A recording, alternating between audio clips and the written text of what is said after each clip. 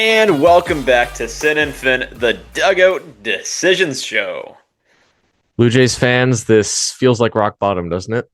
I don't know how it can get any worse. I don't know what there is to be happy about. We're going to get to some series standouts later in this. I don't know how we found any. Christian found some, apparently. I didn't think there was any. You get back to 500 and you lose six straight games.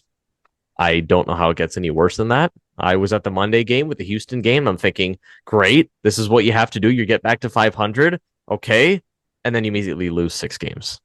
Offense stinks. The pitching is walking the house. The bullpen is throwing balls off the umpire. Everything is going wrong with this team right now. And truthfully, I don't know if I want to call it rock bottom, but I don't know how it could be any worse right now. Yeah, and just shout out to all the Blue Jays fans that stuck it through and watched all four games of this putrid series. Unlike Yeah. myself, I will be honest, it wasn't like I was the busiest person in the world and didn't find time to watch Blue Jays games. I just didn't want to. Like, it is not fun nor enjoyable. Shout out Team Canada for moving on. That's what I was watching in Game There 4 of we this go. series.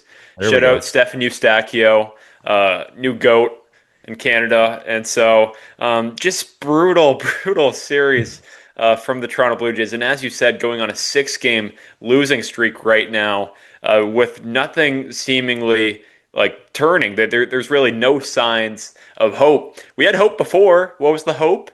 Oh, all of our guys are injured and we suck. Like that's just kind of what it was before.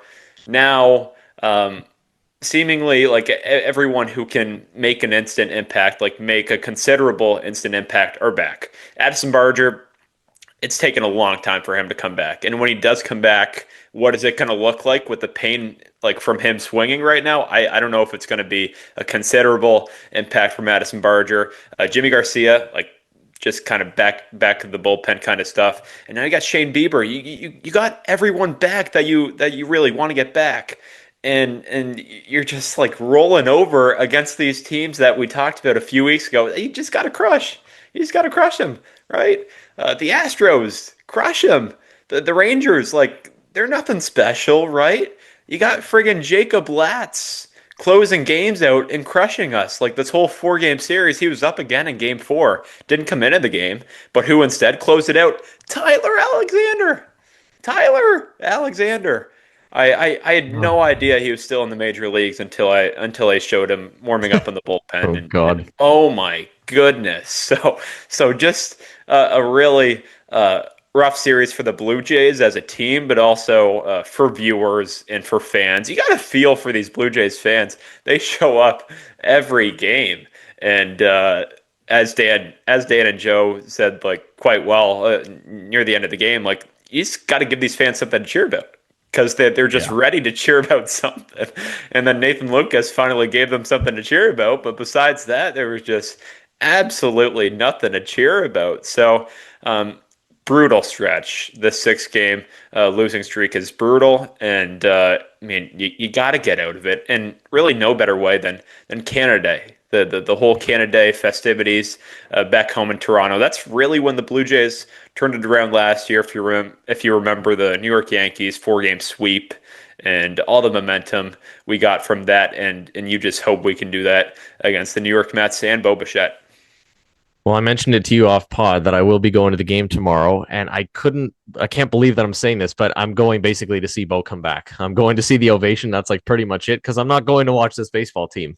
Like we suck right now. That's just what it is. I'm going to watch two crappy baseball teams. It's just that Bo's coming back to Toronto. That's it. Like I'm gonna watch two awful teams. Sorry, the Mets are terrible as well. Like I just can't believe here we are at the end of June, and we're talking about the Leafs in a better light than we are the Jays because they drafted Gavin McKenna, and they got the number one pick, and the Raptors got some good picks, and look at Team Canada go with the World Cup and all that.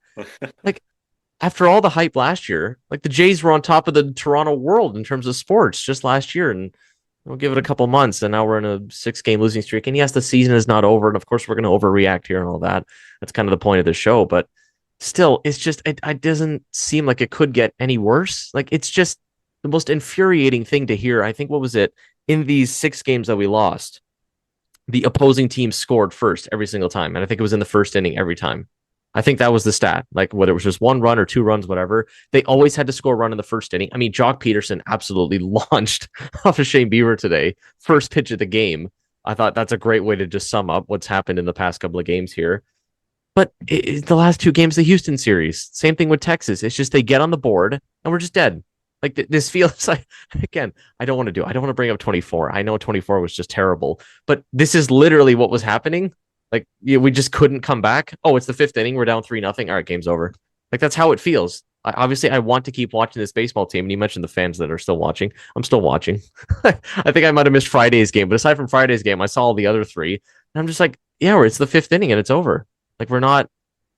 They try this comeback gimmick, Nathan Lucas with the home run, and then Okamoto the other night gets a home run, and I'm like, a little bit of something. Like, can we stop the comeback gimmick? Like we're just the blood pressure is just going like this up and down, and so I don't know, man. I don't know what's a more frustrating brand of baseball, just getting just shut out or trying this comeback gimmick every single time, giving the fans hope, and then you lose in the last inning. Like it's just terrible. Again, I don't know how it can get worse than it is right now. Yeah, and as you said, I thought that was a great point as well. Just like the other team going up so early in the game, Yeah. it's just so deflating because like you want to turn over a new leaf from yesterday, right? And then you're like, okay, guys, let's play a whole different brand of baseball here. Let's get going. Lead Yeah. off home run. It's just absolutely killer, and it's so hard to come back from like being down as much as they've been down. I was thinking about games 2 and 3, especially. Think about game one, and I'm like, well, Kevin Gosman, even like, I was like games 1, 2, and 3, and then I was like, even today, like, it's just Yep. every game, as you said, going back to past series as well. So just got to find a way to start off on a hot note, and that really was something last year as well. I think it was the first episode of this season, or like the preseason episode. It was the first episode because it was the A series. I was like, Yeah. wow, we look really good in the first inning. Like this is incredible. And so Oh I brought up no. a stat from last year of us just being putrid in the first inning. The exact same thing. Like it's just I don't know if it's like systematic to a point where I don't know if it's like managerial stuff or if it's just baseball stuff to where they just start out flat. It seems like every season, halfway through the season, it's tough. It's a tough thing to counteract and to combat because you're just digging yourself such a deep hole. Well, I know why they're bad in the first innings because they have Mr. 2-7 hitting two or three in the first inning all the time. He doesn't do anything. Like again, the things that we're going to have to unfortunately get to in terms of Vlad, I might not want to say some of the things we're going to say, but he's just not doing anything. And then you got Springer at the top of the lineup. Yeah, he was trying to find something there against the Red Sox, and it was going good, kind of middle of June. We're back to like the same old. He had a baby. Congrats on having the baby, George. That's great news. But like you're not hitting the baseball, so unfortunately that sucks. Like Nathan Lucas again, the home run today, great. But like, is that really the thump at the top of the lineup? Like, it's the same few guys are trotting out at the top. I guarantee if you had like Ernie leading off, Oak hitting two, and maybe I don't know Lucas hitting three, you probably score more runs in the first inning. Like those are like the only guys that are hitting right now. I can't believe it, but in the lineup, honest to God, that's like the only guys that are hitting. Again, we mentioned Vlad not hitting, Springer not hitting. I'm sorry, Andres Jimenez just can't hit the baseball. He just sucks. Like we have too many guys on this team that just can't hit right now. Alejandro Kirk, forgotten how to hit. Like I know he had that ball to the wall and he just had a home run the other day. But he's batting under like 200 on the year, and he's probably going to be an all star. Like that's another thing we can probably get to later. The all star ballots. Vlad is going to start the game at first base. Ernie deserving. He will be at second, yes. But Vlad is going to be starting at first base, and Kirk is probably going to be the backup catcher. Like how? Like I don't. We're Jays fans, and I love the guys, but it just doesn't make sense. They're not deserving of that spot. Like there's just too many guys not hitting right now, man. We'll save the hitting stuff for later, but I don't know how you're supposed to win games when it's the combination of your starters. We talked about this before. The starters can't go more than like five or six, and they're going to walk like five or six each time, and the hitters don't hit. Like so, it's the bullpen. Like that's kind of it. And like slowly, if Mason Fluharty keeps pitching, he's going to die out there because he's going to throw 150 innings. Like so, the bullpen's the only thing kind of performing well, but slowly that's going to falter the more they throw. So the Jays have constantly been a team that cannot have all three going at the same time. Bullpen, starting pitching, offense. They don't have any of them going right now, really. Maybe the bullpen. That's kind of it. Like how do you win baseball games if all three of those are not going? I don't know. It's tough. There's just nothing going right now for them to win games. So I guess we can start it with the series struggles, like the starting pitching. Charles Kevin Gosman, I guess. Like I'm thinking, okay, bounce back. That was just a terrible Cub start. We saw some more of the same, like right out the gate. I think it was Wyatt Langford, or maybe I'm forgetting. Maybe it was Jake Berger. I don't know. One of these guys that just launched on him in the beginning. 5 runs immediately go up on the board, and I'm thinking, great. Like this is the Gosman we just saw last week against the Cubs. Like we're gonna have to trade this guy at the trade deadline if he keeps this up. He did bounce back. Give him that. Got through 6 innings, managed. I don't know how he managed to do that. He got through 6 innings, but still, it's getting a little concerning with Gosman. 3 home runs given up on the day. I'll let you touch on him more, but it's starting to get a little concerning with these back-to-back performances now with him. Yeah, well, 100%. And yeah, I just kind of wanted to do a little deeper dive into like what's going on here. And so looked at the fastball velo.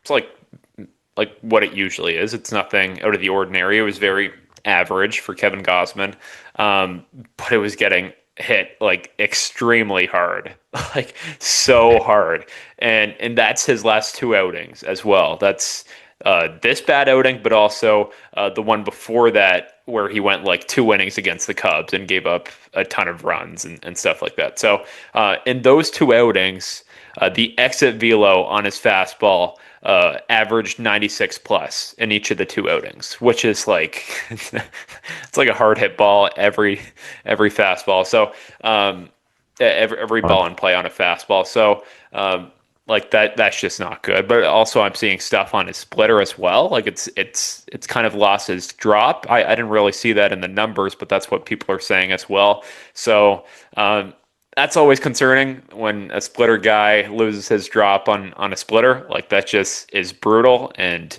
Kevin Gausman had that problem for a while. You think of the middle years of him as a Blue Jay, still a very solid pitcher, but it wasn't the pitcher in his first year with the Jays where he was just lights out, or even the San Francisco Giants here where he was just lights out with the splitter. Like the splitter looked a touch different, and he was more reliant on his fastball.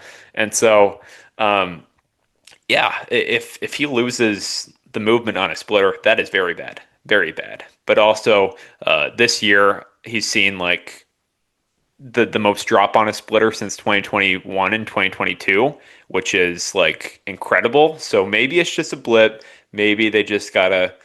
I don't know. It's just so hard because Kevin Gausman's such a good pitcher, and yeah, you can say it's an exception, but it's been 2 times now, so it's like where does it kind of stop? Like it's not an exception anymore. It's like it's something's going on here.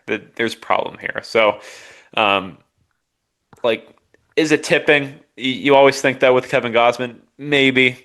Haven't seen anything like that. Fastball's getting hit extremely hard, and maybe he's losing a bit of dip on his splitter. So definitely concerning looking at the results, as you said. 3 home runs, brutal. Like 3 home runs is just unacceptable, and the command was poor as well. 2 walks, and so you look at the hits as well. 10.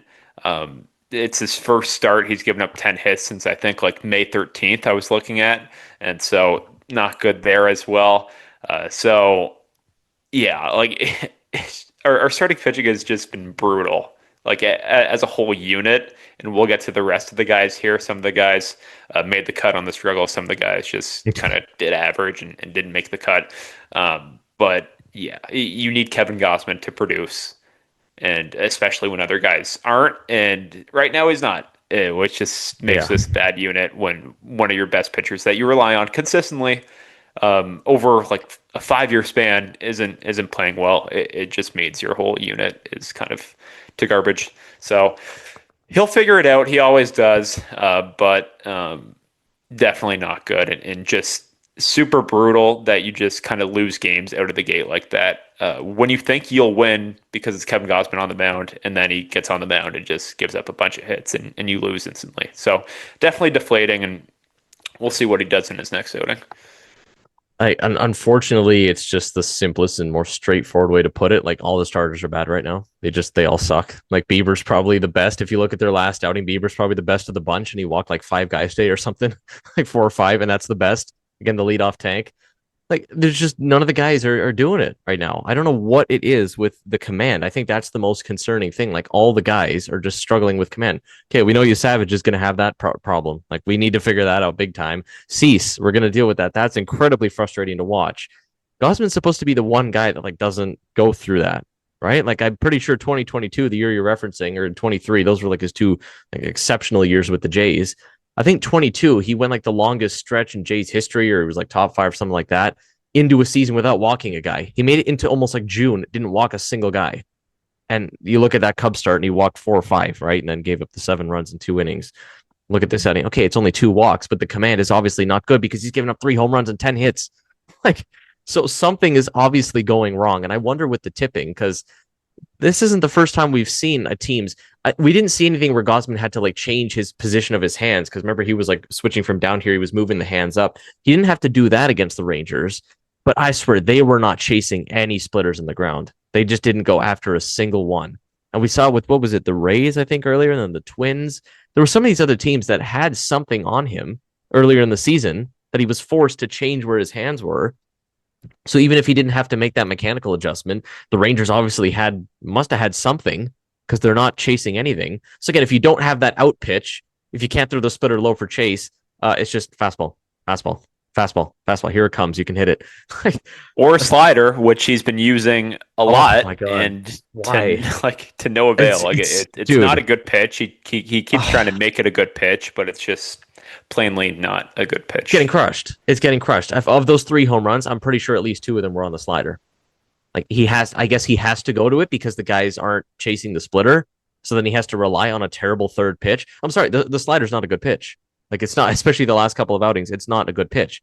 But that's what he has to rely on because the guys don't chase the splitter. Like, what do you think it's just a tipping thing, or is it like the guy's 36 years old? Maybe his pitches don't just move the same anymore. I don't know, man. Like I feel like teams might have something on him, but it's probably also just performance. I don't know.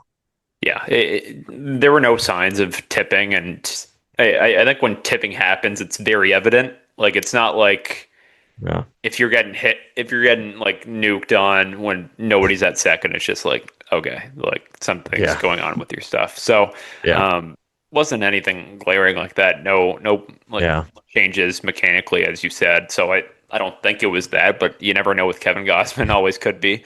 And so just kind of is like movement stuff. And his fastball velo will look good, but as you said, location was a problem, has been a problem his last few outings. And then the splitter, if like I'm not seeing any notable changes on notable like discrepancies between outings there, but if there's something there like he lost dip on a splitter, then Yeah.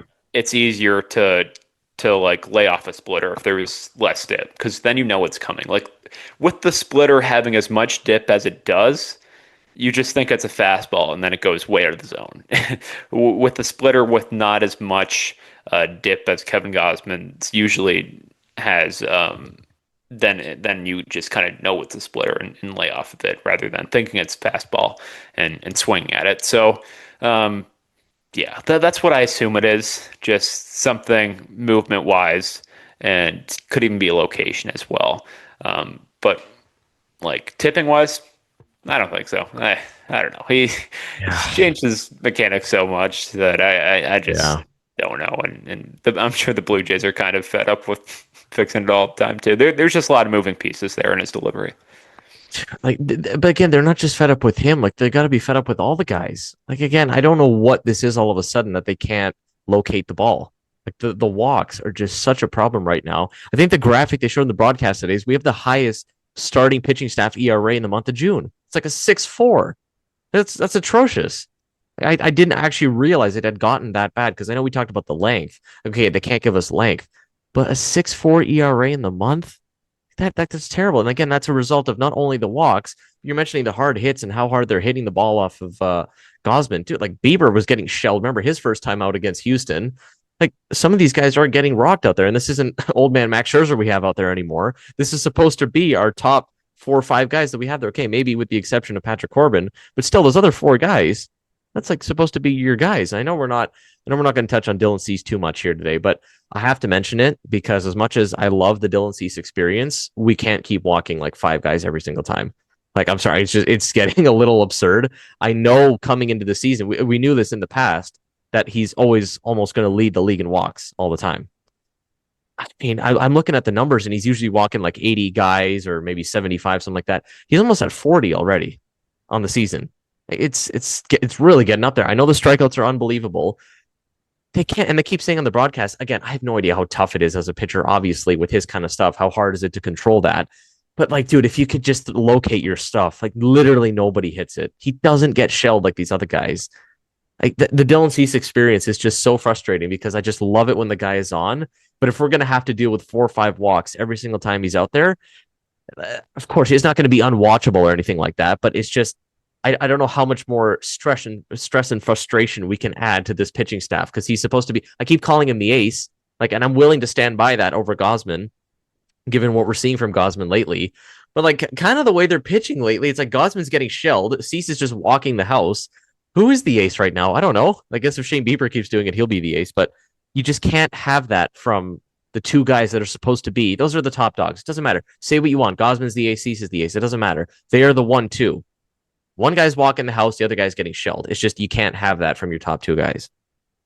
Yeah, and with CC, he makes it sound like it's a bad cold he's trying to get away. Like his press conferences are really strange because he's like, I just can't throw that many balls. I can't walk that many guys.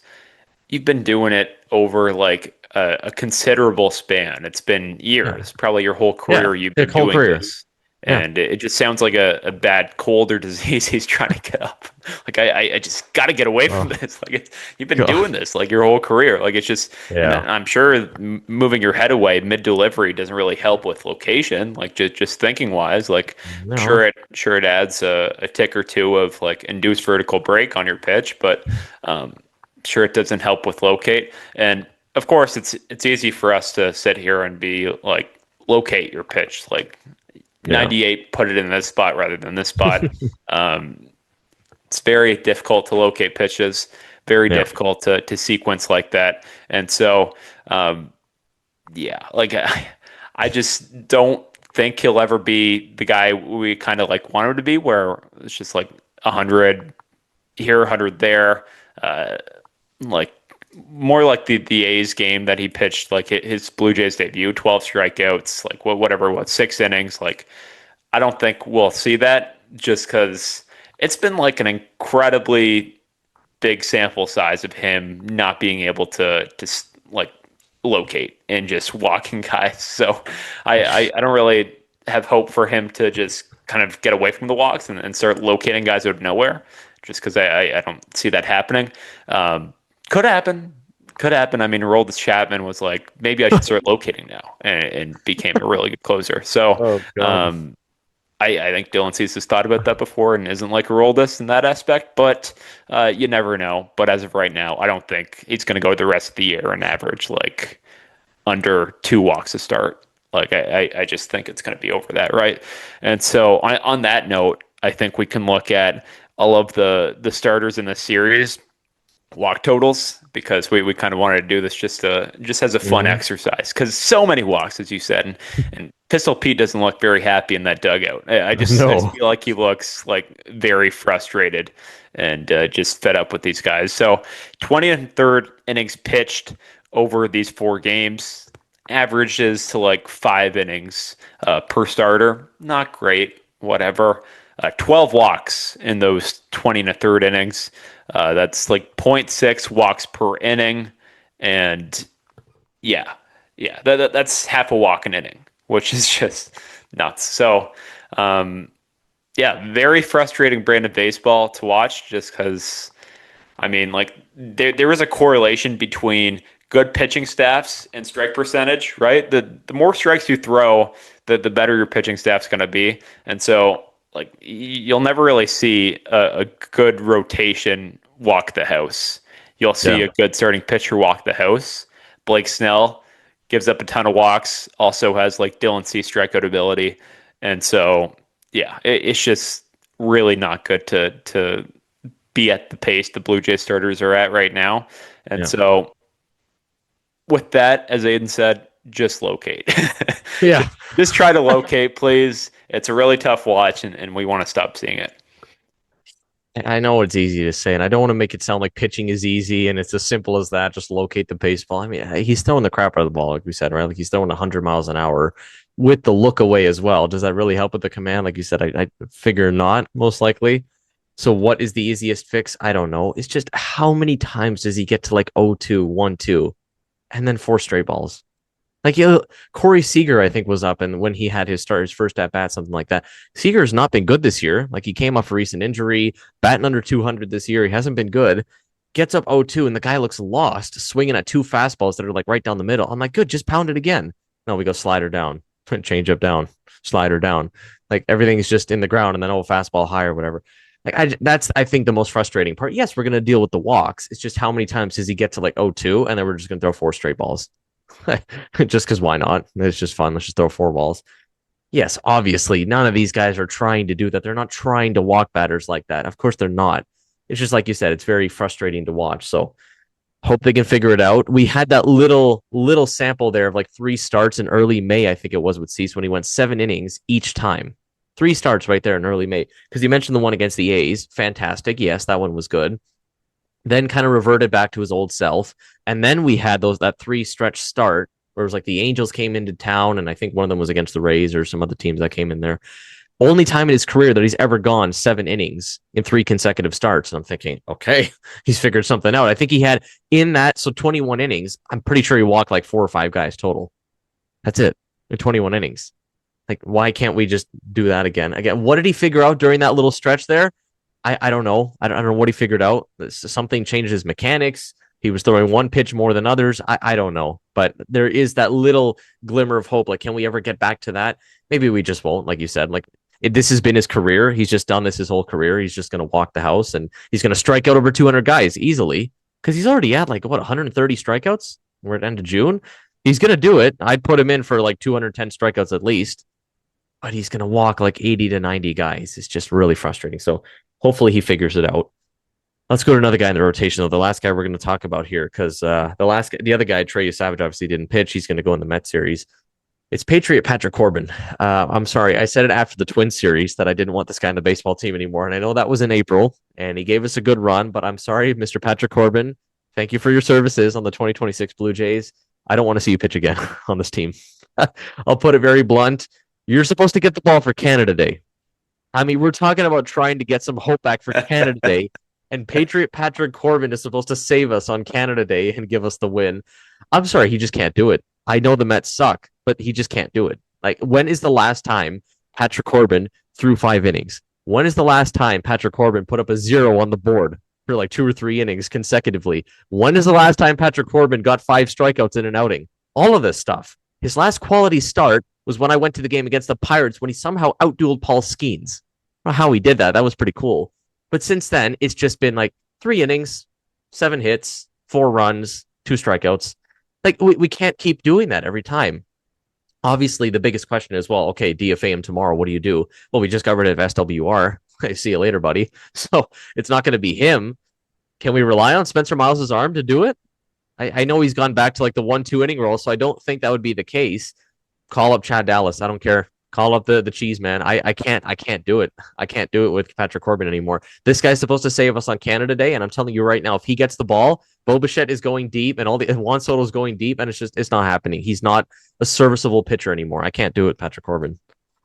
Give me Jake Bloss coming out of the bullpen, repping the big maple leaf on the Oh hat, the God. big red jersey. Holy Oh smokes. man. Literal chills. Wow. Oh my goodness. Wow. Do it. Just pumping 98 with the adrenaline on Canada Day. Oh my goodness. That Do would it. be absolutely incredible. Will that happen? No. We'll love that visual there. But no. Ross Atkins, I think, shut that down about a week ago, Yeah. saying they don't really have a timetable on Jake Bloss and just said they'll take their time with him. And Yeah. so, has Patrick Corbin been brutal the past month and say a week? Yeah, like it's been really bad. And I just don't really know what else to do though. Like CJ Van Eyck, shoot, Jake Bloss, like there's no options. SWR was like kind of like I don't know, like a 3 inning guy, give you 5 walks and 0 earned runs somehow and find his way out.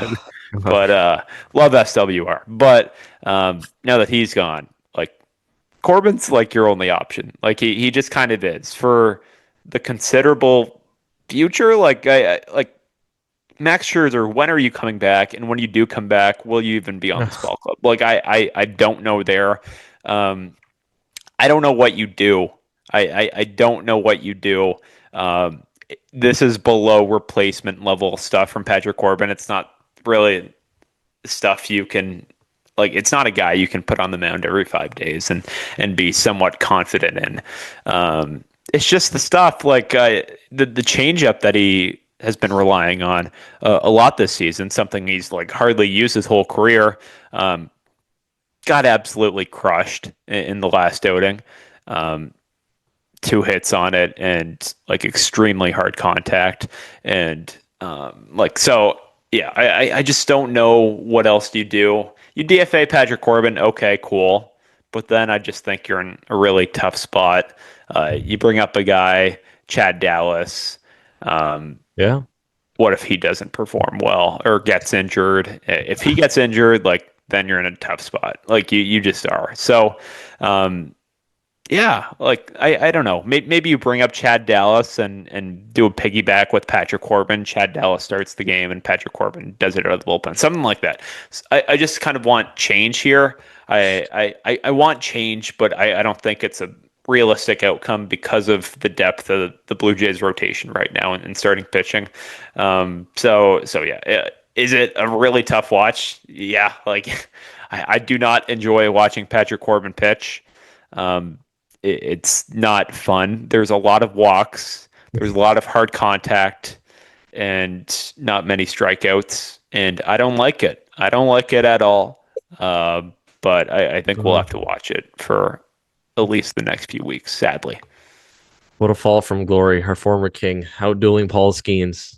What a run he had. He had a good, like, I don't know, 6 week run, I guess. Kind of. He was one of the Yeah. better pitchers. He was kind of like our number three almost for a little bit there, like kind of before Trey came back, I guess.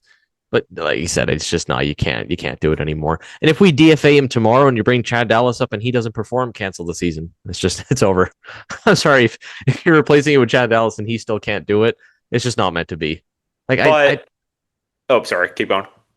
I don't know what else you're supposed to do. If Chad Dallas and Patrick Corbin don't work, bring up Jake Bloss, like you said, let him throw 98. I don't know. Yeah. And like this was Cody Ponce's spot. Like Yeah, this, if we had Cody Ponce, like kind of great, like kind of like a decent rotation, right? And so it's just been really brutal and weird that it's just kind of turned out this way because it shouldn't have been this way. Like we had so many options, so many rotation options, and now it's this. So should have been Cody Ponce. Now it's not. And now it looks like they're going to have to get a guy at the deadline if they're competing. If they're not, like bye bye to a lot of 1 year guys, which that's kind of the other thing. If we're selling, we could sell. Like we got a lot of 1 year guys. It's not like we're in a tough spot and can't really sell anyone. Like we're the Royals. Like the Royals can't yeah. really sell anyone. They're just like a bunch of No, controllable pieces. But us, got like Springer, Gosman, Bieber, give us something.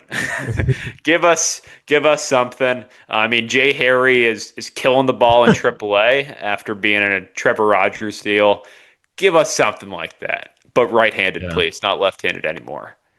Where's La Machina when you need him, huh? Where's Jose Barrios when you need? I mean, you mentioned the Ponce thing. We could have still used Barrios even if he had a 5 ERA. Still, we could have used his arm, but of course he's gone. Like, how, honest to God, does a team come into the season with like 10 starting pitchers and you end up with maybe three decent ones, if that? It's incredible to me, given what we're supposed to have with this pitching staff and Pistol Pete and all the guys in the bullpen. I don't know what's really the problem because it seems to be a rotation wide thing. Like, it's just all the guys. Like, yeah, we talk about Patrick Corbin. I'm sorry, the way Kevin Gosman's been pitching the last 2 outings, you could DFA him tomorrow. Obviously, they're not going to do that, but Okay, what's going on? I'm saying the way they've been pitching lately, it's not far off from what Patrick Corbin has been doing. Like, it's not crazy to say, like, look at that Cub start Gosman had. Nobody can convince me that was a good outing. Right? Like, there's no one that can say that. Shane Bieber's outing against Houston, Nobody can convince me that was a good outing. Oh, the stuff looked good. And actually, you know what? Now that I bring that up right now, I was talking to Tristan actually, who I had on the show last episode. We were talking about the Bieber stuff and how his stuff supposedly looked good based on the statistics and the velo and the break and all that. And I'm of the opinion, because I'm not the stats guy, of you gave up 3 straight home runs to Houston, right? Like, I see what's on the field. It's not great. I see it with my own eyes. Given you're the stats guy, I'm curious where you are on this. When you see an outing like that, let's say it's the Gosman outing, the terrible Cubs outing, it's the Bieber outing, but the stuff, the stat sheet, and the baseball savant says that it's actually good.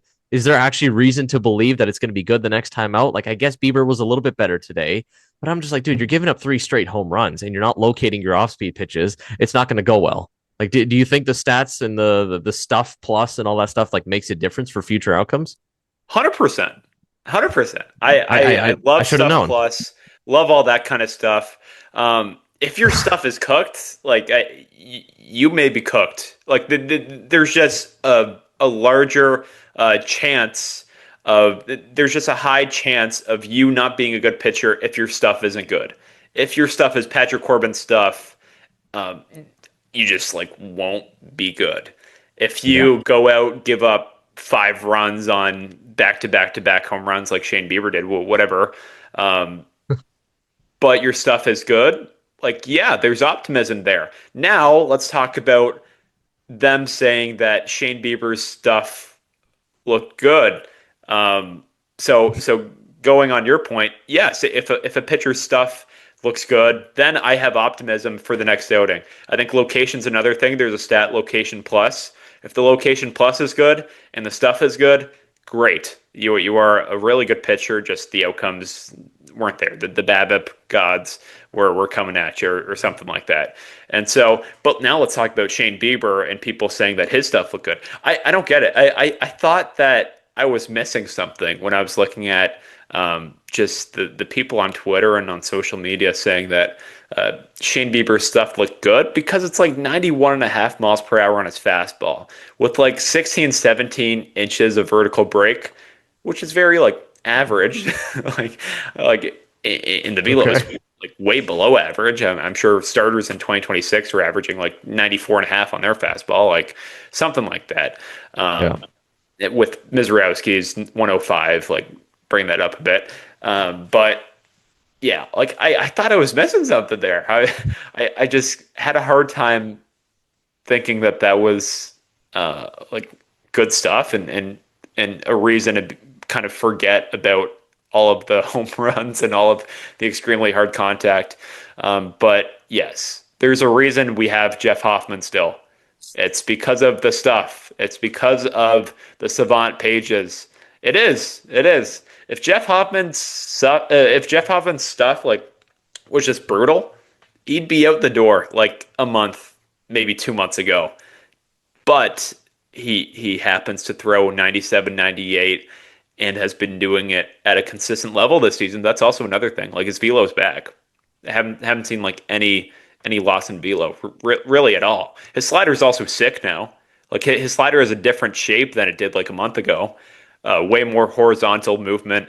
Um, Sick. Thank you, Jeff. Like he looks like a good pitcher right now. And so there was a reason we held on to him rather than DFAing him like you had gone on 5 episodes and said. It's because of the stuff. It's because of the stuff. It's because Ugh. stuff is like I'm sure there's a huge correlation between stuff and success for a pitcher and WAR.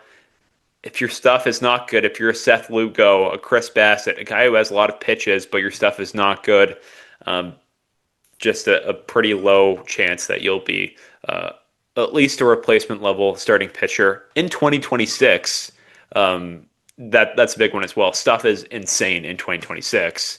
So yeah, There you have it, folks. Professional pitching breakdown from the stats man himself. So I had to get that because again, I'm just very much just eyeballs on the screen and I see what's going on. So I'm like, I guess the stuff matters, but like if you keep walking guys and giving up tanks, it's just not something you can sustain, and you can't keep doing that at the major league level. So with Patrick Corbin, I guess yeah, we can use that point and say like, all right, see you later, buddy. I hope you made your last start with the Jays. With Bieber, obviously, I hope he figures it out. I hope he's not just throwing 92 all the time. I saw a couple 93s today. Still, I know he's never going to be a 96 kind of guy, 97. Can we touch 94 maybe? I don't know. And I knew also, again, he was coming off injury. It was the first start back against Houston. I know. So, okay, give the guy some leeway. I'm not saying the guy sucks or anything. I'm just saying we can't have that every time out, giving up three tanks in a row. And then, of course, Jock goes deep to on the first pitch to lead off the game today. I'm thinking amazing. But he did rebound, and we'll get to him later. It's just the starters have to figure out the walks, man. Like that's just what it is. Like the hard hits, I don't think that's a long-term concern. I feel like at some point they're just going through a rough patch right now, and that's just not what's going to happen with all the offenses they face. The stuff they can control is obviously the walks because that's the ball coming out of their hand and not even giving the batter a chance to swing. So hope they can figure that out. Let's go to the bats though. Um, I'll be honest, I don't know what to say anymore about 2-7. I Vladdy, I don't know, man. Like I don't want to be obviously too hard on the guy and some of the things we've said obviously in the past, but this is getting below, like you mentioned with Corbin being a below replacement level player. I mean, this is pretty much what he is, right? He's got 98 WRC plus. The OPS is about to start with a 6. The swing decisions look terrible. His head does not appear in the game. He's not running out ground balls when Corey Seager's bobbling a play to short. Like all the little things you got to do, he's just not doing right now. And we keep saying, how do we make a Sunday afternoon game against the Rangers in end of June? How do we make that a big game? You know, a big game where something's on the line, like a playoff game. Because when the brights, look at me here. When the lights are bright, that's when he shows up. Vlad sucks so much I can't even speak English anymore. Like, how do we make a game in June important to the guy? Like, I don't know how to do it. Like, there's no way to do it. He just can't seem to get the head locked in the way he is in the playoffs. I don't know, man. Like for a slump to go on this long, I I don't even care about the home run anymore. He could hit a home run tomorrow. I don't care. Like we saw a couple of swings where it's like, okay, I think it was the Friday night game when Okamoto hits a 2-run home run, and oh, we're only down one now in the ninth inning. Yay, we come back. He had a single up the middle there, or kind of to right field, and I'm thinking, great, there's a good sign for Vlad. Dude, look at his at bats after that. Like the next day, it's the same thing. Like even today, he had a ball that was hit like up the middle or something, or no, deep fly ball, first at bat to right field. I'm thinking, great, he almost hit it out of the park. Dude, his at bats after that were just horrible, man. Like he's doing the same thing, just whiffing at curveballs out of the plate. Like opposing pitchers can treat him like he is a replacement level player, fire 94 inside, and it's going to be a ground ball to the pitcher. Like, they don't need to treat him like a superstar anymore. And we're seeing pitchers do that. They're not scared of him anymore. It's crazy. Opposing pitchers, doesn't matter. Tyler Alexander, who, yes, is still pitching in 2026, or anyone else, no opposing pitchers are afraid of Vlad anymore. I can't believe I'm saying it. And it's not to do with any of the protection he has around him. Oh, we don't have Barger in the lineup and all that. I'm sorry. The guy has to produce. I don't care about the money, whatever. We can forget about, oh, the 500 mil, whatever he's paid. If he was a $200 million player, it doesn't matter. The guys on the field have to perform. And again, I've never seen a slump this bad. I don't know what the fix is. This team will not go forward if this guy is not hitting. Plain and simple. They will not win baseball games if he's doing what he's doing at the plate. Am I wrong? Not at all. Like if Vladimir Guerrero Jr. is good, it's very likely that the Toronto Blue Jays will be good. Like there's a huge correlation there. If Vladdy's bad, like he is now, we'll be what we are right now. Like 6, 7 games under 500. It's just like we go as Vladdy goes, right? Yeah. And so that's why we gave him $500 million because he's the leader of our franchise. And so it's been a wicked sample size too. Like it's like he didn't hit for power in the first few weeks, but he was still hitting the ball hard, right? Like Yeah. it was kind of what we typically see in a Vladdy slump. Like, oh, just hard ground balls, but like very hard ground balls. Okay, he'll break out of it in a week or two, whatever. Just kind of weird mechanics out of the gate. Like, well, whatever.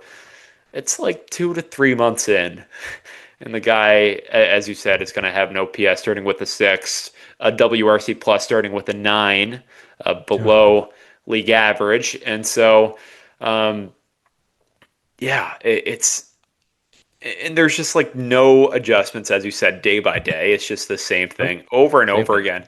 And I think it was maybe the last episode I was on or the episode before. I started to see some plate discipline. Like started to see him saying no to some pitches, some close pitches, and thought he was on his way back. I honestly did, and completely out the door. Like the plate discipline is horrendous. He just has no approach, and so I thought something a guy said on Twitter was really interesting. Hunter Mentz went to the San Francisco Giants, and he is now their hitting coach. And the Giants are a bad baseball team, but they're like 10th in offense. Like Yeah. it's not the worst thing ever. Like it's pretty okay offense. And he was the game planning coach for the Toronto Blue Jays last year. He had an approach for the team for the players, and I mean did a really good job at it. Right? He went well. The Blue Jays went to the World Series and everything like that. But all of the good hitting wise goes to David Popkins. It doesn't even go to like Lou Ionati. I feel like Lou Ionati and Dave Popkins, I think have the same role, or maybe Lou's like just below him. But I feel like all of it goes to David Popkins. He got like he got an assistant coach of the year thing last year as well. Um, but like it's kind of like a department. It's like a hitting department. Each guy has their own role, and so when you lose like your strategy guy, your approach guy, it's a big deal. Mm. It's a big deal, and I that might be part of the Blue Jays' struggles this year because it just seems like the whole team has no approach. The whole lineup has no approach at all. The chase percentage way up out of nowhere. It's just it's nuts. We're hitting for no pop, no power at all, and yeah, is that the main reason why Vladimir Guerrero Jr. isn't doing well? I'm sure it's not, but No. it may be a reason why this whole lineup is not performing as we had expected and anticipated. Um, yeah, like with Vlad, I just don't know. I see no optimism. Like I have no optimism. I see no points for the optimism just because there's really nothing to be optimistic about. It's like Vladimir Guerrero Jr.'s Savant page is always red, no matter what. And then you look at it now, like it's not. It just isn't. There's blue scattered No. around there. It's not what it usually is, and that's just a sign of something off. And then you see Albert Pujols like go and say he's not wrapping his bat. Well, whatever. No idea what that means, but what he was saying seemed to make sense. So maybe it's a mechanical change like that, but it's 2 months in. You would think like they would have that already. So I don't know. Something personal, something deeper would make sense. Just because, like as you said, it kind of feels like he's out of the game. Like it just does not feel competitive. Doesn't have the fire. Um, is like lazy on the base paths, which is one of like the icks in baseball. If you suck, that's okay. Just hustle down the line. If you hit like the worst ball in the world, hustle down the line. You don't know what will happen, and when you don't, it just looks bad. Manny Machado looked awful for the longest time, just because he just Oh my wouldn't run God. down the base paths, and so he's not Manny Machado level, but it's a lot of like just dropping your bat and a very, very slow jog to first. I think George Springer does that often too, where, okay, ground ball, I'm just going to jog like 10 feet and then go back. Yeah. Like, that's just not really how it works, right? Like, you just got to hustle down the line. And so, um, yeah, like it's just a whole all-encompassing thing. His defense has been like solid, like above replacement level, but Sure. um, everything else, base running, hitting, power, it's just really, really bad. And it's frustrating and disappointing. Call me crazy, but the running the ball out stuff is stuff they teach in Little League. Like I coach a 13U team, and that's literally what we're telling the kids all the time: is just run out the ball. Even though it's a foul ball, just run. Just assume it's in play until you're told otherwise. Like literally Little League stuff, and he's not doing it. So again, as much as I hear your point, and we're all trying to come up with reasons for why he's not hitting and Lou Ionati and all that, the guy has to hit. Like he's an established major league hitter. And didn't we talk about how like terrible Guillermo Martinez was as a hitting coach? And Vlad was going crazy from like 21 to 22 and all that with a terrible hitting coach. Like and we talk about also he's always this isn't a new thing. His entire career, he's always had like a different hitting philosopher. He just listens to his dad or whatever. He doesn't really listen to the hitting coaches. So then, okay, that's remained the same. That hasn't changed. At some point, this guy has been a superstar since he was a prospect at like 15 years old, hitting the ball like 500 feet. Like he knows how to hit the baseball. He can hit the baseball very hard and very far.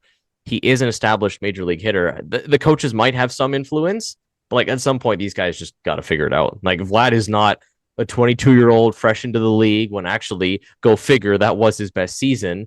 The guy's like 27, 28. Like this is supposed to be his prime. You've been in the league for like 7 years, dude. You've been in the league for a long time. You're getting paid the big bucks. You've played this game for so long. So many of these guys in the league you've seen multiple times because you've been in the league for quite a long time now. Like maybe they don't call him a vet already. Maybe he hasn't been in the league long enough to call him a vet, but he's certainly not a rookie. He's certainly not a guy that's new to the league. So at some point, I just don't care about the defense. Like, it's sure, good, keep doing that. But like, we're not paying you for that. And even if it's not about what we're paying you for, I just need some production. It's obviously remember when I was saying that, well, he just needs one home run and then he'll figure it out, or that's what Schneider was saying, and that's why I was sort of repeating that talking point. He just hit one ball 110 miles an hour and he'll figure it out. Well, obviously not, because he had the home run against the Red Sox, didn't mean anything. Had the single against the Rangers the other night to start a mini comeback that meant nothing, didn't mean anything. Like the fly ball first at bat today to right field, didn't mean anything. Like because he reverts back right immediately to the old approach of kind of swing at everything. Like that's just kind of what it is. Like 93 at the hands is a rollover to third base every single time. Like it's the same every single time. Curveball outside, chase. Like it's there's no change. The fact that there isn't a slimmer of change, like a sliver of change, anything. There is no change at all. It's astonishing to me. Even if he's listening to his own hitting people, and Vlad Senior was an incredible hitter, like a Hall of Famer. If that's the guy he's listening to, he's listening to the right guy, and it's still not working. I Even if it is Vlad Senior, like, can you tell him something different? Like, tell him to switch something. I think what Pujols was talking about was Vlad has such a big movement with his hands. Like, he's this guy that will like kind of has this rhythm. Like the hands come down, back, and then they come down again. Whereas Pujols was just like kind of hold the hands here and just go like here and just fire. Like Vlad, it's a big thing with rhythm, and if his timing is off because he's planting the foot too early and the hands are still back here when they should be further out, or whatever it is. I'm not a hitting guru. I don't know what I'm talking about. But if there's something off with the rhythm because Vlad has a lot of moving parts, well, of course it's not going to work. Like everything needs to be flowing together. He's a very flowy guy at the plate. Well, obviously everything is not flowing together right now. So what he does to figure it out, we're all searching for answers. Like, is it just Lou Iannotti? I don't know. Like, I don't think it is because again, he's an established hitter. Kaz Okamoto obviously didn't need Lou Iannotti, and he's scorching the ball right now. And Ernie Clement's still scorching the ball. He's going to be starting the All Star game, right? So I don't know. Like I don't know. Maybe Bo comes back and he gives Bo a hug tomorrow, and they're brothers, and they can figure it out and hit a couple of home runs tomorrow or something. Because like Bo was going through it in the beginning of the year. Like Bo sucked for the Mets for a good month, and he's heating up now. Like he's got a close to like a 700 OPS after starting with a 5. If Vlad the rest of the season was that guy you talked about in April, 350. Okay, I'm going crazy. Obviously, wouldn't be a 350 hitter the rest of the season, but you know what I'm saying here, like more of a contact guy. Say like a 300 hitter with an 850 OPS, and sure, he's got like 10 home runs on the year. I'm taking that 100 times out of 100 compared to like the 4 home runs, and now the average is down to like a 270 or whatever, and OPS at 700. He obviously changed something at the end of April to say, okay, I need to start hitting for pop. But dude, you're not hitting for pop, and you've completely lost your approach at the plate. You're not even hitting for contact. So I don't know. Is it also as easy as okay? Let me go back to what I was doing in April. Probably not. Probably not. Right. So I don't know what he has to figure out. Again, are the other guys in the lineup not hitting because he's not hitting? Could be. Like hitting is contagious. Like it's probably feeding off on the other guys to see ground ball to third base, ground ball to the pitcher. Like the guy that's supposed to be launching the ball over the wall, and it's just a little dribbler. And honestly, and I remember saying this before, when is the last time you saw Vlad hit a ball like say 110, like 115? I don't remember it. Like how long has it been? It's been forever since I've just seen him just hit a ball at the wall and just scorch a baseball. It seems like it's been 2 months, honestly, since we've seen that, hasn't it? Yeah, and I thought the exact same thing when kind of researching Vladdy and was looking at the ex velo numbers He has his hard hits every now and again. I think it was like 2 days ago. It was a 110 Sure. single. Sure. The But I thought single. the exact same thing. I thought I hadn't seen Yeah. it in like ages. A 110, a 115, something Yeah. like that. Um, just brutal, and it kind of trickles down to the whole offense, as you said. The next guy here, Dalton Varsho. Um, I wasn't here on the last episode, but you were telling me you were kind of tooting his horn here because he was going crazy in the Astros here in the Yeah. Astros series, right? He was doing well. He really was. And so, is he going to go on a crazy Dalton Varsho streak where just hits a bunch of bombs and carries it for like a month? Um, no, it looks No. like no, because he went 1 for 11 in the series and was hot in the last series, but seemed to cool down like quite a bit. Feel like the high fastballs are such a like I don't know. He just won't get rid of it with his leveled swing. It's very leveled swing, and so with leveled swings, you can attack them up, and that's what guys Yep. do with Dalton Varsho, and it just seems to not go away. And he still chases them like it's not like he lays them off. Like it's still a lot of chase up in the zone. So yeah, there's a few different guys in the lineup. Like pretty much the whole lineup is not performing well.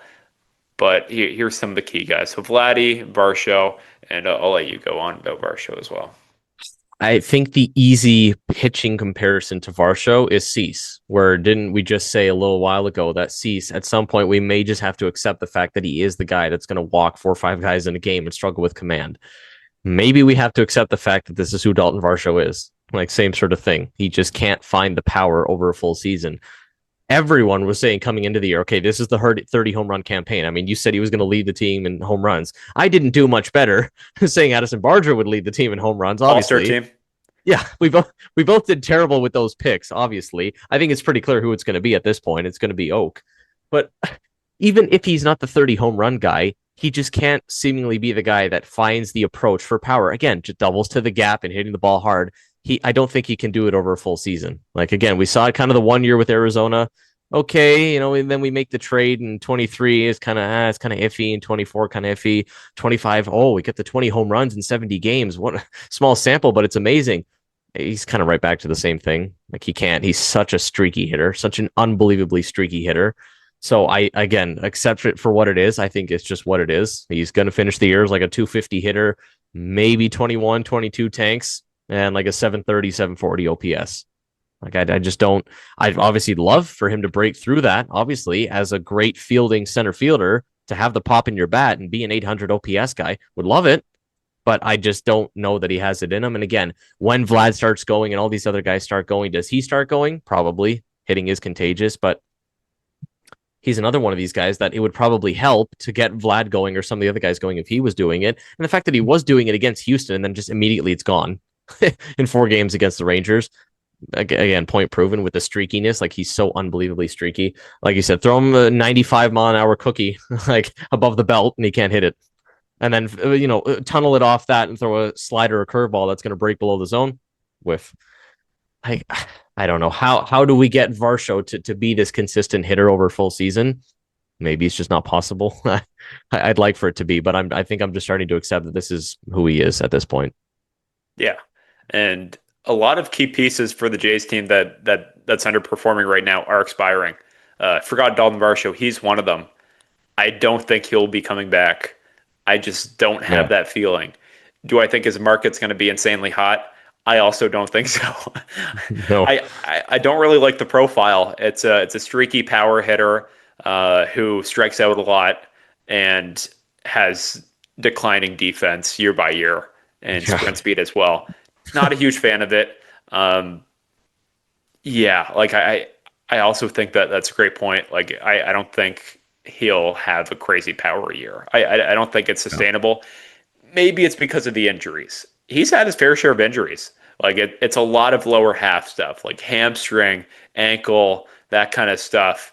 Like maybe he's just got nothing in the legs anymore, and that's he's lost a lot of power down there, and maybe that goes to the sprint speed as well. Fielding, a lot of baseballs in your legs, and he's had a lot of leg Yeah. injuries, so maybe that like has had an impact on his hitting, and so like altogether, it's just been a disappointing year for Dalton Varsho.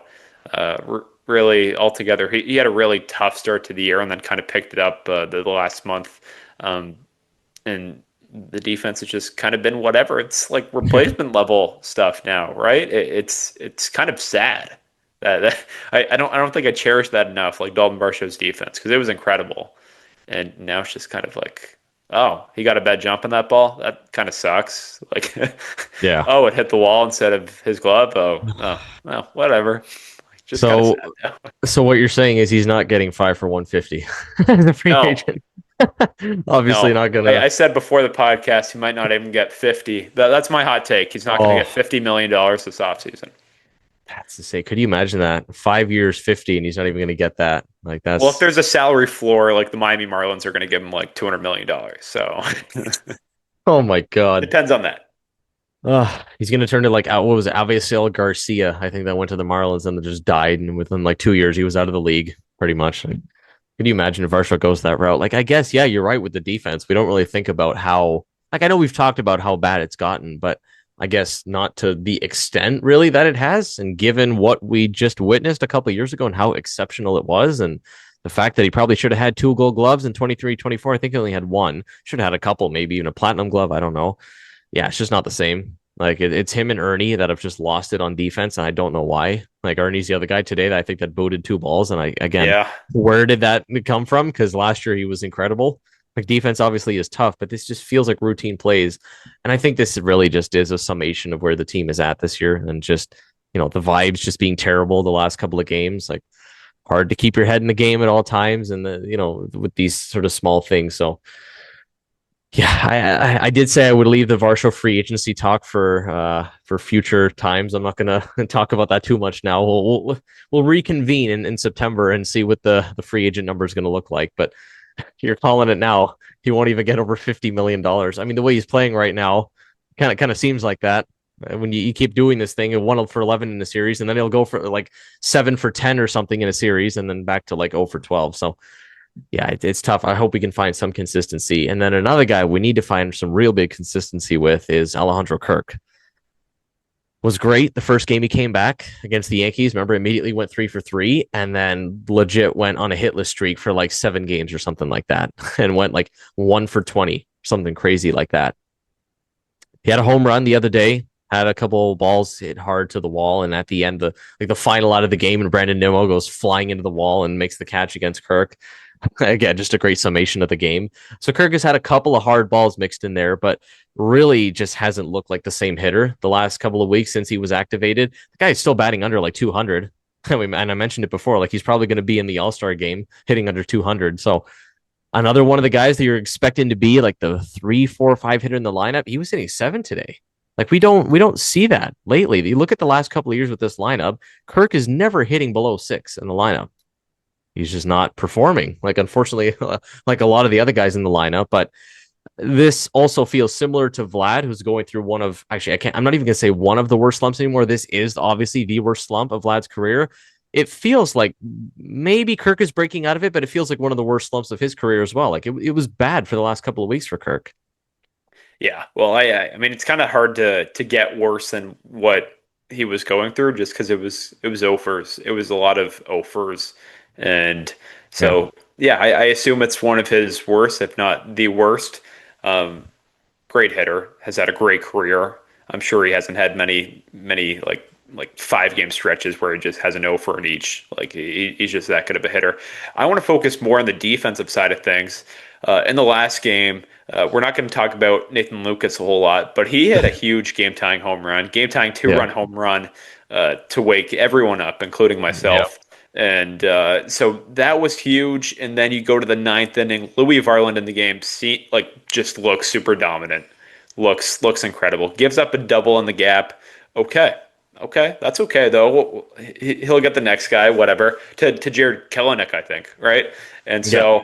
so, yeah, you just think he's getting out of it, and then he throws what was it? A change up in the dirt, I think, and it was pulled a lot, and it in fact hit the ump and then went like to the Rangers dugout. And Oh, Jared Kelenic, who's not a speed demon by any means, Scored from second base on a wild pitch. I don't care who it hits. Could hit the home plate lady in the back. Like I don't care. You gotta get the ball. Oh, Like I just haven't seen a time where it's not like a notorious speedster scoring from second on a wild pitch or a pass ball, right? This is Jared yeah. Kelenic. Like he is nothing special out of the ordinary. He's a bust. Like probably a bench guy with the Rangers now, filling in for Evan Carter. Then it's going to get DFA'd when he comes back. Sorry, Jared Kelenic. I'm just kind of grilling into you right now. Yep. But he's like not good at all, and Yeah. so uh, you can't get the ball back before this bench outfielder scores from second in the ninth inning. Even like I don't know, guys telling you where the ball is. Just none of that, so you Yeah. can prevent him scoring from second. Thought that was really bad and unacceptable. I don't really care how it happens. As I said before, could hit anybody. You got to get the ball back, and a player cannot advance two bases, even from like first to third. That's still crazy. But from second to home in the ninth inning, unacceptable. All you can do is laugh at this kind of stuff. Like the way it's going on a 6 game losing streak, and you're thinking, okay, there's a little bit of hope, and maybe we salvage the last game. Nathan Lucas is our savior, and then that happens. Like I've just never seen that off the ump like that. And didn't it roll far enough? Like to me, it rolled far enough that Vlad probably could have gotten involved. Like at least seen the ball, like come over. You're the first baseman. It was starting to roll up to the dugout. Like at least get over there. I don't think he moved. It was all up to Kirk to get over there. Albeit, and this is not me grilling the guy, but he's not the fastest base runner or the fastest runner, period, obviously. So to rely on him to get over there and fire the ball to home, like it was tough, man. I mean, it's hitting off the ump and the thing went flying into the netting. Like, did the guys just not see it? Maybe the ball's moving so fast. Like Louis V throws changeups that are 96. So for it to be a changeup or whatever slide or whatever it was that bounced and then it went off the ump, I don't know, man. All I do is laugh at that. Like it's just again just a summation of how the game went, how the series went, how the last 6 games have gone. Yeah, it's unacceptable, but again, is it the reason we lost? No. Like again, we went what 7 innings without getting a runner to third base or something like that, or even if we did, we couldn't score the guy. Like sure, that little miscue, little mishap at the end there is frustrating, but if we had 4 or 5 runs in the game to that point, it doesn't mean anything. So that's just a silly thing that I just wanted to throw in there. And yeah, it was silly. You can't have that happen, obviously, again. Like if that were to happen again, okay, there's something wrong. And obviously, the guys would have to figure that out and talk about it. But yeah, it's just a great summation of the way the last couple of games have gone here. But why don't we do a couple of series standouts here? I didn't want to do it. Not I'll be many. honest. Yeah, I said off pod that I just didn't want to do any series standouts because what is there really to talk about in the way the last couple of games have gone? There are a couple of things to talk about. A couple of guys that are hitting right now. One guy being Kaz Okamoto. He's like the one guy that cares in the lineup. Ernie as well. I would say he's the other guy that cares in the lineup and has been doing it. Okamoto has been just great with the power. Like I remember one we talked about early May, and I set the over under at 25 tanks. I mean, listen, it's only not even July yet, and he's at 19. So safe to say I've gotten that. And I think just a couple days ago when Tristan was on, I think I set the next over under at like 31 and a half. And I said I'd take the over on that. Like 32, 33 seems very attainable at this Those point. are two good lines too. 25 and 31, like two good Like, lines. So props to you on that. okay, see, like I'm not good with the stats and the numbers and all that, but I can come up with lines like that. So I think it's attainable. I think easily if he's at 19 at this point, it seems repeatable. The power with this guy, like it hasn't gone anywhere. He's been one of the best hitters just in baseball, like the month of June. The frustrating part is he's going to have the game where he goes over 4 with 4 Ks. Like he's going to do that. Like it happens.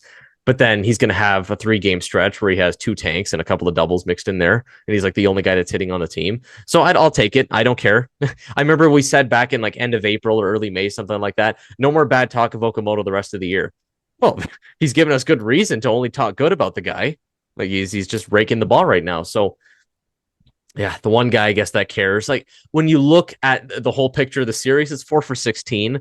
Kind of part of the reason that I didn't really want to do standouts because like it's not like he scorched the ball the entire series, but still, given the home run power and given the Jays haven't been playing great lately and we haven't had much of a chance to talk about the guy, great to get it in. Let's talk about him a little bit here. And yeah, the power has been great.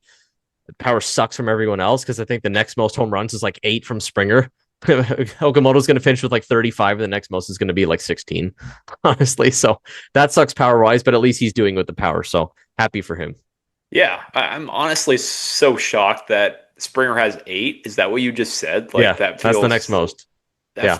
well, just George Springer hitting 8 home runs just Hitting feels 8. Yeah. like It's insane. not right at all. Wow, Yeah. that's kind of weird.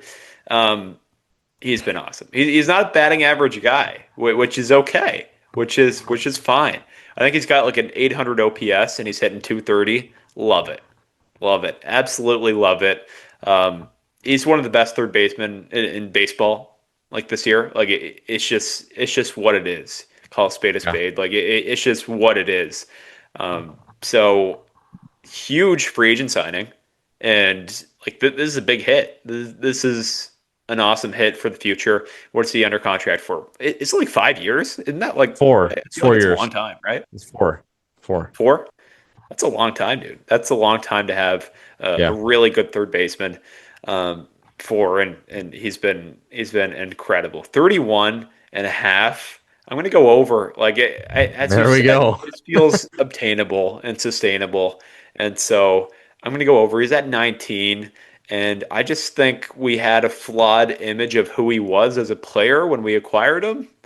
The guy who will hit 15 home runs and like a 300 batting average. That is nowhere near what this guy is. That is nowhere near what this guy is. He's a 230, maybe like 250, and say any other year like 250, like 20, 25 bombs, right? Yeah. I think that's like what his profile is, and so Yeah. I'm just kind of like totally surprised that he's like this is what his profile is. Had no clue, and also just looked at his defense. -1, it's above average. I'll take it. I will definitely take it. -1, is it below replacement level? Yes. It's not bad at all. Like I will definitely take that. And who knows what DRS is at? OAA is kind of weird sometimes. And so yeah, like he's been incredible, and I think he will like sustain this, and I hope he sustains this over the whole season because if the Blue Jays want to make a run and be competitive, they'll need Kaz Okamoto to be exactly who he is right now. He's going to start the All-Star game because it is a fan vote system. He's going to start the game. Like with all the Japanese fans and the Jays fans, it's going Well, to the happen. players and coaches do have a say in it. Like I think the fans have like a percentage weight, but like Kaz definitely could with Jose Ramirez now injured for a long time. Like It's going to happen because it is a fan vote thing. Because look at Ernie starting the game, right? Because of the fans. Like I think it's just going to happen. And I'm just glad he's making the justification for that because if you looked a couple of weeks ago, you're thinking, okay, Junior Caminero is just far better than this guy. And Miguel Vargas is having a crazy year on the White Sox as well. He's got like 20 home runs. And it looked like a couple of weeks ago, like, again, how is Okamoto the number 2 vote and Vargas isn't even on there? And if you look now, like Okamoto with the 19 home runs and the 780 OPS or close to 800 that he's at, and the defense, he made a couple of really good plays today at third base, like the diving play to his left, and then he just makes it look smooth. He'll have the odd ball that he bobbles, kind of like Ernie and whatever, but he's pretty smooth when he's going to his left, picking up the ball and just firing a strike to Vlad, and had the play where he came home as well in like the first inning, I think it was. I think it was like bases loaded, and he fired the ball to home. Smart, and you get the runner at home. So good for him all around. And if he is going to make the All-Star game, I want him at least to have that justification for it because obviously someone like Vlad doesn't and is not deserving of the All-Star nod. So the way he's playing, maybe should Oak be the starter? Debatable. Maybe it should be Junior Caminero, but still, to see him in the All-Star game, game one of a new contract coming over from Japan, love it. I still think he's going to become at some point that average hitter that we thought he would be. I think guys go through that when they come over from the league. Like we think of Otani as this sensational guy, but really it didn't start like that right away with the Angels. Like it was not like that 2018, 19, 20, like those first 3 years. Not great, honestly. More of just kind of like a power hitter, not a great average hitter. And now Otani's going to hit like 55 bombs and still hit over 300. So I think Okamoto is going to develop into that. I think he's seeing so many pitches that you're just not used to in Japan. Like, I'm sorry, guys, don't throw 96-mile-an-hour changeups and crazy sweepers and all that. So I hope he develops into that. But if he's a 230 hitter this year with 33 tanks, unbelievable first year with the Jays. So shout out to him for doing that. And then one other guy on the pitching side that again, kind of the one lone bright spot on the pitching side we briefly touched on him earlier was Shane Bieber. Bounce back after again the horrific start to the first inning. Again, we need to eliminate that. Like, please, all our starters, stop doing that in the first inning. Stop giving us heart attacks. 32 pitches, load the bases, lead off tank. Need to stop doing that. But the fact that he was able to rebound and throw 5 in the third, a couple of strikeouts in there, only allow 2 earned runs, especially after that bad start. Good for him to bounce back. We're gonna need that if you want any chance of going anywhere, you're gonna need those kind of starts out of Shane Bieber. Yeah, a much better outing than his first outing, which was a lot of home runs back to back to back. Holy smokes. A lot of hard contact, a lot of bad location. Outside of the first inning, Shane Bieber's location looked good. Like it just did. If you can do that every game, lovely, lovely. We'll pencil you in every 5 days easily. Like we don't need you to be anything special, right? Just be a 4 or 5, really, a 3, 4 or 5. Like just give us back of the rotation kind of production, and we will appreciate that and like that. And yeah, like 5 and a third innings, huge. I was watching like the third, fourth inning.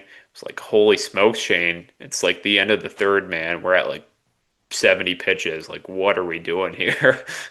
And he settled in, and huge for Shane, but also like get Gosman to just give us innings, and Gosman like looked awful, but you Yeah. could see him in the dugout with John Schneider, and he's like, "Dude, I'm coming out. I'm coming out. I got to give us innings." And Yeah. so that's what these starters got to do. And Shane, when you're throwing 70 pitches in 3 innings, like you just gotta push through it and give us as many innings as you can, and that's what he did. It's all a back of the rotation guys got to do is just give us a ton of innings, and like that's great. That is super high value, Yeah. even though it may not be the prettiest all the time. And yeah, so good to see Shane Bieber look a lot better than his first outing, and minimal hard contact, at least outside of the first inning. Yeah. And again, he doesn't need to be the ace of the staff. We talked about who those guys are. It is Gosman, it is Cease. He might be a former Cy Young winner, obviously back in the COVID year, and call it what it is. It was the COVID year, and maybe there were better options, or even if he was the best option, still it's a COVID season. He probably had like 10 starts or whatever. Still, he doesn't have to be a Cy Young level guy in this rotation. The sad part about it is if this team keeps struggling, he's going to be traded at the deadline, obviously, right? And we all wondered why in the offseason, why did he opt into that deal that he had, right? And was it just a health thing? I guess it was. And is he even still at this point? Like we talk about with guys, do we really know what they're feeling all the time? Like, is he still sore? Like, we have no idea. Obviously, coming off Tommy John, I have no idea what that's like. You go through Tommy John, immediately into a pennant race, immediately pitching all the way to Game 7 of the World Series. Obviously, it had some sort of an impact because you look at what happened in spring training, obviously, and he obviously just wasn't ready to go. And to think that he came back in end of June, pretty much, I was expecting earlier than that, to be honest. So yeah, if you can get back into this thing and get over 500 and really make something out of the season, and you get like 16 starts out of him to like a 3.5 ERA, great. That's like all we need from the guy. Get your fastball to like 93, 94, start locating the off speed, and I'm cool with that. So hopefully he can continue that. And then one other thing that we have to mention, the final thing in our series standouts, the man, Sean Keys, finally got called up to the big leagues, got his first hit, had a rough couple of first at bats there, but then finally got his first major league hit. It wasn't a home run, but nonetheless, he factored into the lineup, got a major league hit. So cool for him to do that. Nonetheless, we've had a lot of guys come up this year. Like when you think about it, rookies making their debuts and getting their first strikeouts and first hits and first appearances and all that. There's been a lot of them actually. So shout out to him for doing that. But more big picture with Sean Keys, this is the guy you need in the lineup. Like for how long were we singing this guy's praises in AAA? Like 22 home runs in the minors, I think, or something like that. We needed the pop at some point. Obviously, we didn't get the home run yet. The guy's played in one game. Like, cut him some slack. But for however long he's going to be with this team, I just really hope we see the power, because pretty much the demotion. I know we had the Sanchez thing go to the IL, but pretty much that was him going to the IL. Pinango came up. The Sean Keys move was for Davis Schneider. Like, Schneider just gone to AAA. Keys, man, just prove you're a major league hitter, hit for some pop. And unfortunately, you're going to force David Schneider to sit in AAA the rest of the season. Like, I know he's a lefty, but we need that power. So I hope he can find that power stroke and alongside Oak be another power stick. Yeah, the fit for Sean Keys is disgusting. Like it's Yeah, just it's terrible. not a fun fit. The roster construction not pretty right now. It just is what it is. You got to fit as many guys that can hit into the lineup. And yeah, we asked Hayden Yinger, former Toronto Blue Jay Yep. farmhand, and shout out to him on his new opportunity with the Oakland Yep. A's. All the Good for best. him. And he just raved about Sean Keys. Like Yep. just he is like such a nice person, but also locked in. Also, like an incredibly talented baseball player. And if you look at the guy, like the guy's jacked. The guy is Big very, man. very strong. Like it's kind of like Addison Barger level, at least from like Yeah. the whole shoulder bicep thing. Like he's got it. I don't know if he can throw as hard as Addison, but whatever they're doing down there in Buffalo, like or in the farm system, like keep it Yeah. going because you're producing some like jacked baseball players. And so, uh, give Sean Keys an opportunity. That's all I ask. Like Yep. I just don't want him to rot on the bench. That's something the Blue Jays do quite a bit. Just in the past few years, you look at Bradley Zimmer, a Cam Eden, that kind of speedster guy to just sit on the lineup and to sit on the bench and not do anything. Charles McAdoo did that for a few weeks, just Yeah. not play really much at all, maybe two or three times a week, and that's it. I want to see Sean Keys play. I don't care, lefty, lefty. Just put him in the lineup. Where? I don't know. I really don't Somewhere. know. I he was playing first base yesterday because George Springer was having a his wife was having a baby, so he was out of the lineup. You move Vladdy to DH, Keys first, makes sense. Now, what do you do? Yeah. Kaz to the outfield, get crazy, No. or outfield defense sucks No. anyways. Let's just throw No. Kaz No. out there.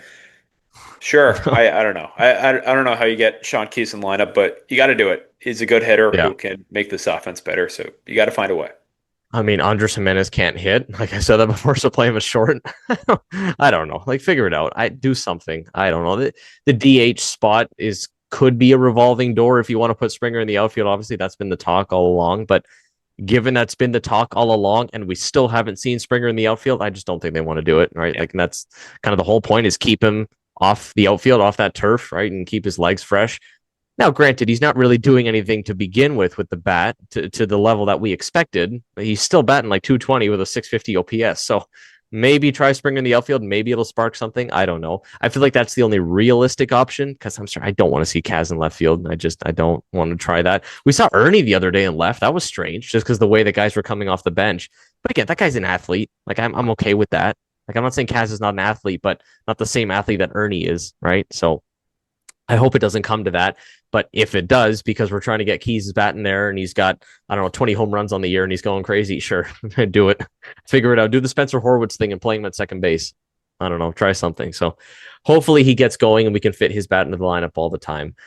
Let's go to our injury updates, though. A couple of guys in here that we've been talking about for a very long time. It was like for months, we just keep repeating the same thing about these guys. Jimmy Garcia being one of them. I think this guy just might be cooked. Like the arm, I think is just gone. He tried to throw a couple of back-to-back days.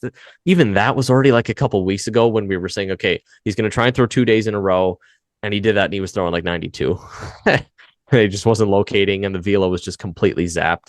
He might just be done. Addison Barger's been throwing a baseball in Dunedin for the longest time, and he's apparently still doing that. Came up to Toronto. Okay, great. He's doing a workout with the guys. Is he going on a rehab assignment or no?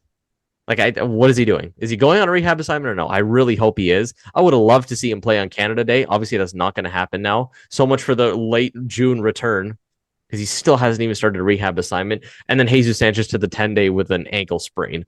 I mean, the guy was not hitting the last little while. As much as he's been one of the better bats on the season, the guy was batting like 070 in his last week or something like that. So maybe he needed a refresh regardless. So hope he gets better.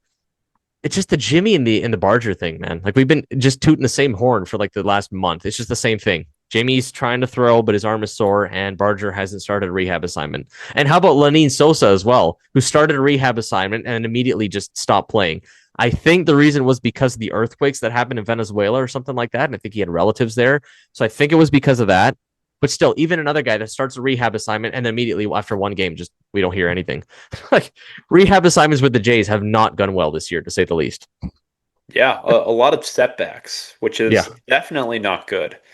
Like repeatedly, even when Barger came back for a game, and then the next day, like IL Yeah. right away. Like it's just a ton of IL stints and a ton of setbacks, which is not good at all. And with that as Barger, I'm concerned. I really am concerned. With Jimmy, I don't really know what's going on there. If he comes back, awesome. I think it'd be a cool arm. If he doesn't, I think that's okay. Like Tommy Nance being in the bullpen is okay. I know you like are disgusted by Tommy Nance, but Tommy Nance in the bullpen is like okay to me. Ugh. Addison Barger though, like I don't I sure hope he looks fine when he comes back, Yeah. but that is so weird that when he swings it hurts. When he throws, he like it doesn't hurt at all. Like I don't understand that like Is at that all. is that Like really what it is? yeah, like Oh that's what my the problem god. is. Like it hurts when he swings. And Wow. like he says, there's like soreness when he swings, but there isn't when he throws. I don't know how that like Oh my god. coexists. I don't know how those two align. Like Bryce Harper, as I said before, hurts elbow, hits great. Like you can't even feel it when he hits, Yeah. and then plays first base, and you know he's been playing first base for like 3 years now. Yeah. Very, very odd. I don't know. There's something fishy going on there. I sure hope it's not like he has to get surgery. But it doesn't feel imminent to me. Like he's coming back in like a No. week, right? It's just like an No. odd sense in the air. I don't even know if he'll go on a rehab assignment this week.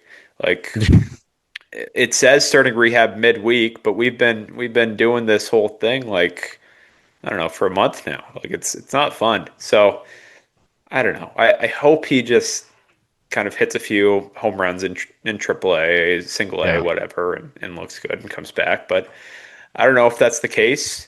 And kind of like the same kind of weird thing with Jimmy, like some bicep neck stuff. Like that's what John was saying. Like it was some weird stuff with Jimmy as well. Like it's not like an elbow or anything. It's just like it was like some weird things going on with Jimmy. I think that's what he said. I'm gonna set the over under on rehab assignments for the Blue Jays this week at 0.5. I think I'm taking the under. I just the way it's gone, I don't think either of them get into games this week. Like I 0.5 for rehab games this week, and I'm taking the under on that. I just the way it's gone, what reason is there to believe that Barger is going to get into a game this week or Jimmy's going to throw? Maybe you know what? Maybe I'll be proven wrong because Lenine Sosa is going to play a game. That that'll screw my line because he's going to play a couple of games this week. But I just don't care. I just don't care if Lenine Sosa plays a couple of rehab games. I'm just going to say it now. I don't think Barger's coming back before the All Star break. Just like what indication That's is fair. there? Yeah. What indication is there? First of all, because you have that All Star break, a lot of teams like that's what they just did with Wyatt Langford, right? Who just got injured. Like just keep him out through the All Star break, right? Like you have the 4 or 5 days off there, anyways. So if you have that time off and Barger still hasn't come back, give him the extra time and just please be ready once the All Star break is done. I don't know how you make that happen, but just in the next couple of days, I don't know, like next week kind of thing, just start playing games. I hope he can. Because if he can't, like how much longer can he just be on the 10-day IL saying my elbow's sore when I swing? Like we've been doing this for like a month and a half at least, right? Because it'd be almost 2 months. Like it was pretty much early May when it happened. We'll get to early July. It's like 2 months of just are you playing games? Or are you not? Are you like maybe? I don't know. So I hope they figure something out health wise. And you know what? If he needs to be out the rest of the season and just figure it out and come back healthy next year, do it. Because I don't want an Anthony Santander situation where he comes back and he thinks he's okay, but then actually isn't okay, and then he is missing an entire season. It's the last thing I want to happen with Barger. If he were to miss the rest of the season, Get it figured out. Get surgery, get whatever you need figured out, and then come back healthy next year. Because wasting the rest of this year and then wasting part of next year would just be terrible. Like that's again, it's supposed to be your cleanup hitter, like your 5 hitter. We've gotten nothing. We've gotten what, like 2 hits out of the guy the whole year, I think. Maybe two.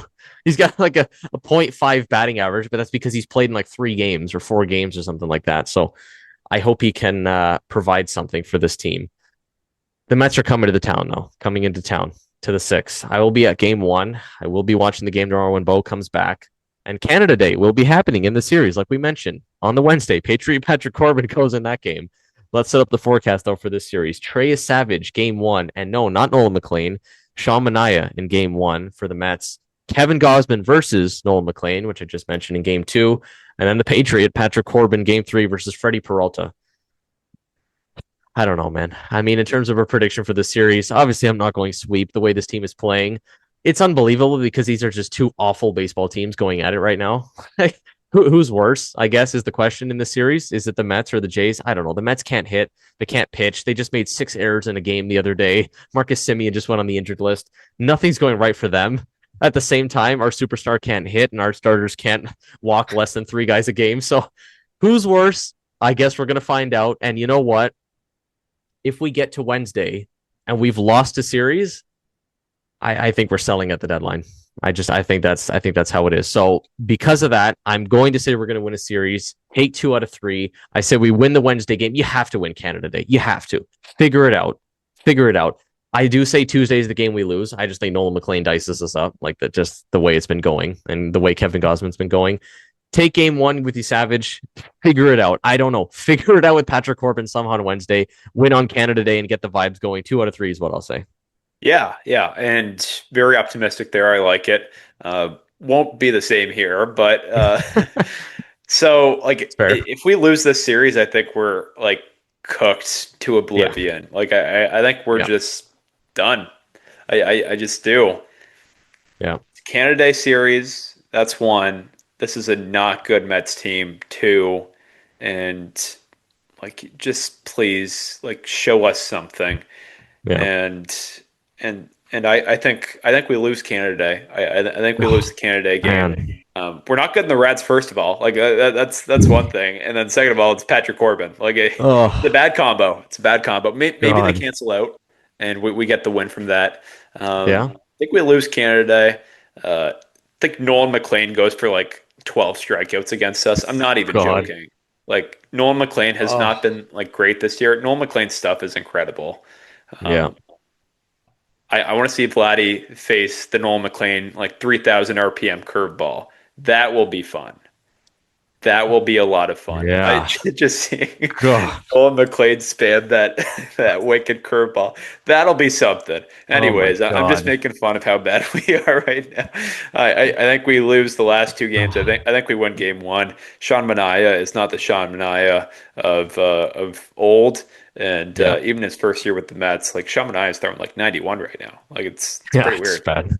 The results are half okay, but like it's not the Sean Manaea we're used to seeing. And then Trey Savage, like I just think Trey Savage is a good pitcher and he'll have good performance against a bad lineup and a bad team. But also, yeah. So, but also the Mets have some really good hitters like Juan Soto, Bo Bichette, 2 hitters that are really good and are performing. Francisco Lindor just came back off the IL. There's a lot of good hitters that can score runs very quickly, and we don't have guys who can score any runs right now. Yeah. So I think we lose this series. Sorry to be so doom and gloom, but no optimism from me. And I think we're cooked. I think we're cooked. I mean, you're not wrong. You're not far off, right? Like that's just the way it's been going. How do you feel great after a 6 game losing streak? This kind of was a bit of a therapy session. If you've made it this far in the episode, I applaud you and I appreciate you for listening this far because it's pretty much been doom and gloom. Like I said, it coming into this, I didn't even want to do series standouts because how do you after a 6 game losing streak? We're still 2.5 out of a wild card spot. Like it's That's I don't crazy. That's actually I don't want nuts. to I don't want to pull an Aaron Boone, but it's right in front of us. Like it's right in front of us. It's just win the baseball games. It's right in front of us. It's literally right there. How? Like the American League is just so bad. The Mariners have such a chance to just take over the AL West. They're back. Are you going to believe me if I tell you this? They're back under 500. How? Like they suck. The Yankees just went on like a 4 game losing streak or something. No one's good in the American League. I'm sorry. There is not a single good team. Did the Like Yankees get 4 game? Oh no! If the Yankees lose tonight, they get 4 games swept by the Red Sox. the Red Sox in 2026. Do you hear what you're saying? Like this is how bad these teams are. The Rays are going to be the number 1 seed in the American League. Or at some point, one of these teams is going to figure out. The Minnesota Twins are going to figure it out and be the best team in the American League. It is crazy to me how bad the American League is. So yes, it's right in front of you. Just win the baseball games. That's all you have to do because the other teams are not winning the baseball games. Like even though the Rangers just won these games, I think they're at the top of the AL West now and they're at like 500. Even though they had just swept us. Figure it out, please. I do think Bo goes deep tomorrow. I just think it's going to happen. Anyone at the game, do not boo the guy. Just cheer for the guy for what he did. You know that you would have taken 42 mil a year from the Mets. Anyone would do that, obviously. He did amazing things. I'll never forget that home run, obviously, against Otani in game 7. It crushed me watching it, obviously, given we lost, but still, he was amazing for the 7 years he was here. Obviously, my favorite player when he was with the Jays. So I will be cheering for the guy. Unfortunately, I do think he goes deep off of Trey. Trey, give me like 6 innings, walk like 2 guys, but I think Bo just take him deep. So I just unfortunately see that happening. You're not wrong with the pessimism per se for this series. I'm hoping Patriot Pat can do something for us on Wednesday and give us a good outing, but I, maybe I'm being overly optimistic here because it doesn't look like it's going to go well with again that guy. The things that we said about Patrick Corbin. And with Juan Soto and some of those guys in the lineup, yeah, you're right. We could be in for like a 3 inning and 8 runs kind of outing. Oh, yeah, just end the season at that point. I think you'd have to, right? Yeah. Like Oh yeah. it's If we lose a series against the Mets, I think we're just done. yeah, Like I it's don't know. wraps. There's no optimism at all. Yeah. I just want to see some good at bats from Vladdy. Hit some line Yeah, drives. Don't chase. I don't really care what the results say. Just like have some good at bats. I just yeah, want to see some good at bats and don't chase. yeah.